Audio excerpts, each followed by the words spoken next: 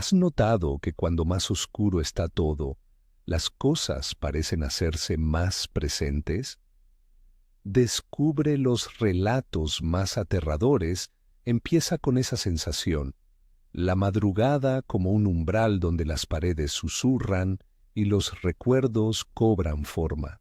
Soy tu anfitrión de esta noche y voy a contarte 4 historias que llegaron a nosotros tal cual las vivieron quienes las relatan. Testimonios que ocurren cuando el reloj avanza y la casa ya no parece ser solo un conjunto de habitaciones, sino un lugar que guarda ecos y pasos ajenos.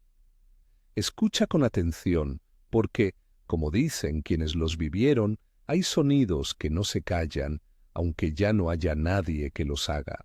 La primera historia nos lleva hasta Bogotá, a un piso pequeño que Marco alquiló mientras estudiaba. Marco es un joven universitario que pasaba noches enteras frente al ordenador, corrigiendo trabajos y preparando presentaciones. Cuando por fin apagaba la pantalla y estiraba el cuerpo, creía haber ganado la batalla contra la vigilia. Pero justo entonces, a eso de las 2 o las 3 de la madrugada, empezaban a sonar unas pisadas pequeñas, un correteo ligero, como si algo con patitas recorriera el pasillo. Al principio pensó que algún vecino había traído un perro o que alguien había conseguido burlar la regla de no mascotas del edificio. Caminaba de un lado a otro del piso con la linterna del móvil en la mano, abría puertas, revisaba debajo de la cama, en el armario, detrás de la lavadora. Nada.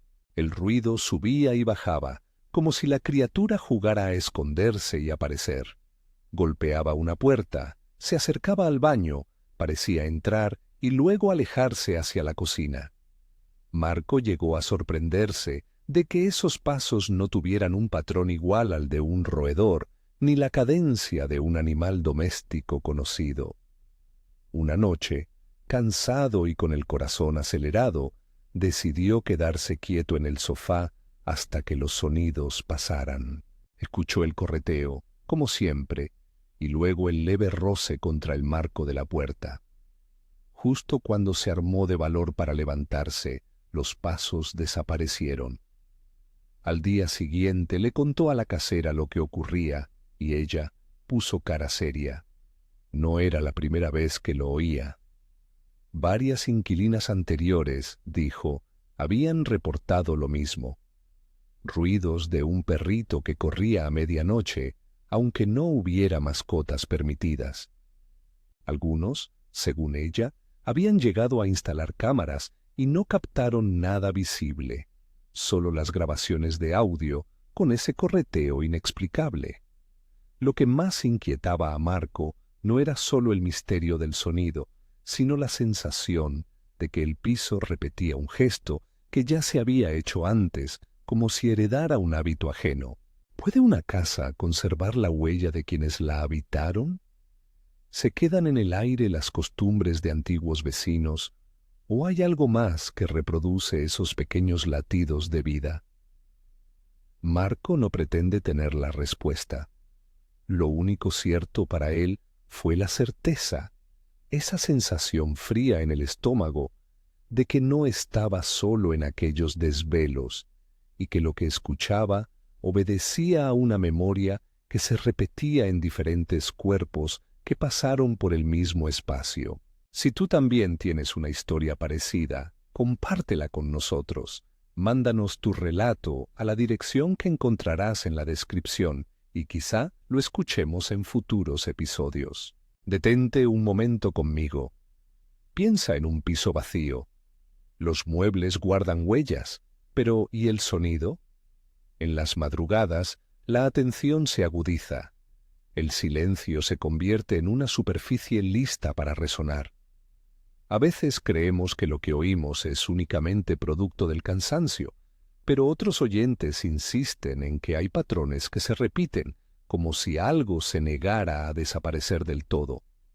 Y eso nos lleva a la segunda historia, que mezcla leyenda con una escena visual que no se borra. Ramona, desde Jalisco, nos escribe en voz baja sobre una madrugada en la que ella y su hermana eran apenas niñas. Aquella noche no conseguían dormir y se quedaron jugando en la sala, enredadas entre almohadas y risas contenidas. Era la clásica madrugada de verano, el aire caliente, las ventanas entreabiertas y la palmera del patio que se dibujaba en la oscuridad.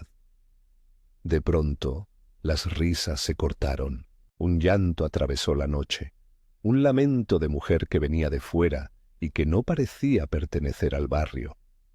Las niñas se asomaron y allí, entre las hojas de la palmera, vieron una figura. Estaba subida, agarrada a las ramas, y lloraba con un sonido que hacía vibrar la madrugada. Tenía el pelo suelto y húmedo, la ropa pegada al cuerpo y la cara vuelta hacia la calle, como si buscara a alguien que ya no estaba. Ramona recuerda que la figura giró la cabeza al sentir las miradas de las niñas. Fue un gesto frío, seguido de un aumento en el llanto, como si la desesperación se volviera capaz de extenderse hacia arriba. Entonces, cuenta Ramona, la mujer dejó de llorar a medias. El sonido se alzó, se separó del cuerpo que lo producía y pareció elevarse hacia el cielo. Cuando la figura dejó de tener peso sonoro, ya no había nada en la rama. La palmera estaba vacía. Las dos hermanas corrieron a la casa con el corazón en la garganta, y los padres les dieron un azote y les dijeron que era una advertencia por jugar de noche. «Id a dormir y no salgas a la calle», les dijeron, como si el llanto fuera una lección más que un misterio. No obstante, la memoria de esa mujer en la palmera quedó para siempre en Ramona. Es difícil separar el mito de la experiencia en casos como este. En México, la figura de la mujer llorando es una presencia que aparece en leyendas y en advertencias para los niños. La Llorona, en muchas versiones, representa algo más que una aparición. Encarna el recuerdo de pérdidas, de crueldades y de noches en las que alguien no vuelve. Ramona no pretende afirmar que vio una leyenda materializada. Nos cuenta lo que sintió y lo que vio. Una mujer que parecía adherida al llanto, que se materializó por un instante y se desvaneció de una forma que ella misma no entiende. Y ahí está lo perturbador, el llanto, el movimiento de la cabeza, la sensación de que algo subió y se marchó en la dirección contraria a la gravedad. Después de escuchar esto te preguntarás, como nosotros, ¿es la cultura la que nos prepara para ver ciertos espectros, o la noche donde todo parece posible los trae consigo? Las dos cosas pueden convivir. Las leyendas moldean la forma en que interpretamos lo extraño. La oscuridad multiplica la imaginación. Pero cuando una experiencia se repite, con testigos y una consistencia en el detalle, deja de ser solo una historia para ser un enigma que varias personas aprenden a no olvidar. Pasamos de la tradición a la modernidad con el siguiente relato, la historia de Hiram, que vive en Bolivia. En su caso, lo inquietante no fue una figura en la noche ni un sonido de patas, sino una voz que atravesó la tecnología y llegó desde un lugar donde no debería haber nada. Hiram estaba solo en su piso una madrugada, jugando y charlando con amigos por el clásico chat de voz. Eran risas, bromas, pequeñas discusiones sobre partidas y planes. La pantalla del ordenador iluminaba el cuarto con un resplandor azulado. De pronto, en medio de la conversación, la transmisión cambió. Apareció una voz de niña, clara, como si estuviera sentada frente al micrófono de Hiram. Los amigos de Hiram se quedaron callados. Varios de ellos confirmaron con la misma claridad que oían una niña decir frases cortas, pero sin verse nerviosa, casi como si repitiera algo memorizado. Hiram, atónito, revisó la habitación. No había nadie. La puerta estaba cerrada con llave. No había cámara ni otro dispositivo conectado. Cuando contó lo ocurrido a su familia, apareció un dato inquietante. Su tío, antiguo dueño de la casa, le había comentado años atrás que de vez en cuando, los jueves a las 3:30 de la madrugada, escuchaba la voz de una niña en la casa y que aquello le había acabado por asustar tanto que decidió marcharse. Nadie había podido explicar por qué esa voz aparecía siempre a la misma hora, ni qué tenía de especial aquel día de la semana. Hiram y sus amigos, por miedo y curiosidad, empezaron a grabar las sesiones. En algunos archivos se captura un murmullo, un fraseo muy leve, pero también existen momentos en los que la voz, perfectamente articulada, parece hablar con naturalidad a través del micrófono. La modernidad complica el fenómeno. Hoy no solo nos rodean paredes y objetos, también hay redes, cables, aparatos que pueden actuar como canales. ¿Qué significa que una voz se transmita por un micrófono?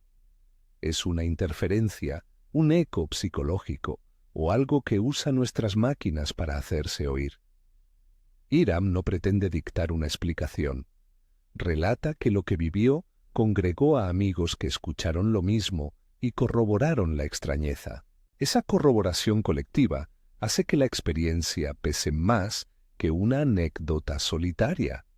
Y la coincidencia de los jueves a las 3:30 añade la sensación de que hay ritmos que no son humanos, horarios que pertenecen a otra lógica.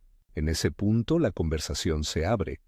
Algunos opinan que las casas son como grabadoras pasivas de momentos que almacenan la huella de voces y gestos y bajo ciertas condiciones, desvelo, lluvia, soledad, vuelven a reproducirlos.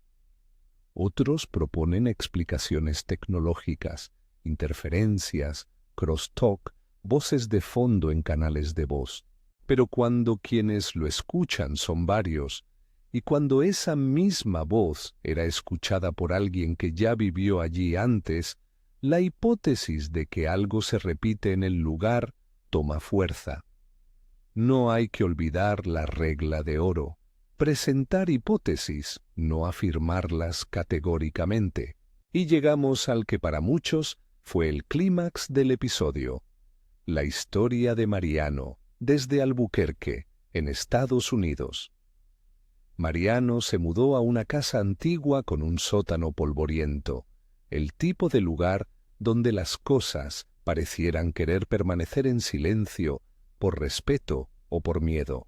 Una noche, después de algunos ruidos que al principio atribuyeron a la casa asentándose, Mariano comenzó a escuchar un sonido que lo heló. Golpes secos de madera, como si algo rigiera piezas entre sí en el fondo del sótano. Asimismo, una voz, muy baja y como entrecortada, murmuraba una pregunta que se repetía: ¿y mi cuerpo? La frase, breve y desconcertante, tenía una resonancia que no encajaba con los crujidos normales de una casa vieja. Con un amigo, Mariano bajó al sótano. Allí, reposando en una pila de trastos envuelta en polvo, encontraron una marioneta antigua. Era grande, con articulaciones de madera y ojos que reflejaban la luz de la linterna de forma ligeramente húmeda. El aspecto de la marioneta bastó para que el estómago de ambos se encogiera. Llevaba ropa raída y tenía una expresión que, a pesar de ser tallada, parecía contener una sombra de algo más. Cuando la tocaron, su pie produjo el mismo sonido que venía de las vigas, un golpeteo seco como pasos diminutos sobre tablas viejas. La voz, esa pregunta repetida, se apagó en el mismo instante en que el objeto fue movido. Las reacciones fueron distintas. Algunos aconsejaron preservar la pieza en un museo, otros pidieron sencillamente deshacerse de ella. Mariano y su amigo tomaron una decisión extrema. Quemaron la marioneta en el exterior de la casa convencidos de que aquello era lo que había producido los sonidos y la voz. Tras las llamas, relatan que el ruido cesó definitivamente y la sensación de presencia pareció disiparse. Para ellos, el final fue un cierre. Para otros, la acción de destruir un objeto así plantea preguntas éticas sobre cómo actuar frente a lo inexplicable. ¿Fue la marioneta un foco de energía? ¿Era solo una coincidencia que el ruido parase justo después de que la quemaran? Lo único que podemos decir con certeza es que, para Mariano, el fenómeno dejó de manifestarse después de aquello, y muchos que escucharon su historia admiten sentir alivio y a la vez una inquietud que no se apaga con la explicación. Estas 4 historias tienen algo en común más allá del susto. Ocurren en horas en que la casa parece más vulnerable, cuando la atención humana se relaja y los límites entre lo vivido y lo posible se hacen porosos. ¿Por qué a esas horas? Muchas culturas hablan de una hora en la que se abren puertas, un momento liminal en que el mundo cotidiano se conecta con algo distinto. En algunas tradiciones se menciona la madrugada como tiempo de paso, de tránsito, donde las distancias se acortan, sea por cansancio, por tradición o por algo que todavía no comprendemos. La madrugada aparece en varios de nuestros testimonios como el contexto perfecto para lo inexplicable. También encontramos otro patrón, la repetición. Casas donde varios inquilinos oyen el mismo sonido, objetos que parecen retener una historia y la reproducen, voces que hablan a través de la tecnología con la misma cadencia en distintos años. ¿Guardan los lugares memorias que se activan bajo ciertas condiciones? ¿Hay algo en los objetos, en su material, que hace que reproduzcan una emoción o un trauma? Es tentador rellenar estos huecos con explicaciones concretas, pero la prudencia manda presentar posibilidades, portales, ecos de vidas pasadas, fenómenos naturales malinterpretados o simples coincidencias. La única certeza es la incertidumbre compartida. Distintos testigos, separadas por países y culturas, describen fenómenos que comparten rasgos y que nos invitan a escuchar. Quiero insistir en algo importante. En todos los relatos que escuchamos, hay personas reales sintiendo miedo, confusión, alivio o curiosidad. Nuestro deber es respetar esas emociones. No estamos aquí para señalar culpables ni para ridiculizar. Cada narrador nos ha abierto una puerta de su madrugada. Nos ha permitido entrar un poco en su intranquilidad. Eso merece atención y sensibilidad. Y a la vez, es legítimo preguntar, dudar y examinar con rigor. No afirmamos nada más allá de lo contado. Presentamos experiencias y dejamos que tú, oyente, formes tus hipótesis. Antes de despedirme, una nota práctica. Si vas a compartir una experiencia propia, trata de incluir detalles que ayuden a comprender el contexto. Ora, si había testigos, si hubo una corroboración por terceros. Eso no hace la historia más real de forma automática, pero sí ayuda a entender cómo la experiencia se insertó en una vida concreta. Y por último, un aviso. No voy a dar instrucciones para invocar o enfrentarse a entidades. Este espacio no promueve rituales ni prácticas peligrosas. Si alguien decide tomar medidas ante algo que le perturba, esperemos que lo haga con prudencia y asesoramiento adecuado. Ahora, si te ha interesado alguna de estas historias, suscríbete al canal y síguenos en las redes sociales. En la descripción tienes el enlace para mandar tus relatos y el correo donde recibirán una escucha atenta. Queremos seguir reuniendo estas voces nocturnas y compartirlas con quienes, como tú, sienten cierto atractivo por lo desconocido. Para cerrar, Te dejo con una última reflexión inquietante. Apagas la luz, cierras la puerta y crees que el silencio te pertenece. Pero a veces la casa ya guarda historias que esperan a la hora en que te sientes más vulnerable. Quizá no se trate de maldad, quizá sean restos de vidas que una vez fueron y que simplemente vuelven a sonar. Quizá sean recuerdos que no encuentran descanso. Sea lo que sea, la noche sigue siendo un territorio donde lo familiar y lo extraño se rozan sin avisar. Gracias por escuchar. Descubre los relatos más aterradores. Si te atreves, envíanos tu testimonio y quizá lo escuchemos en próximos episodios.